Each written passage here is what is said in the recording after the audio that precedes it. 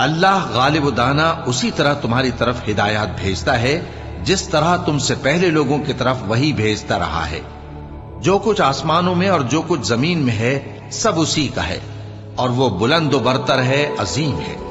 قریب ہے کہ آسمان اوپر سے پھٹ پڑیں اور فرشتے اپنے پروردگار کی تعریف کے ساتھ اس کی تسبیح کرتے رہتے، اور جو لوگ زمین میں ہیں ان کے لیے معافی مانگتے رہتے ہیں۔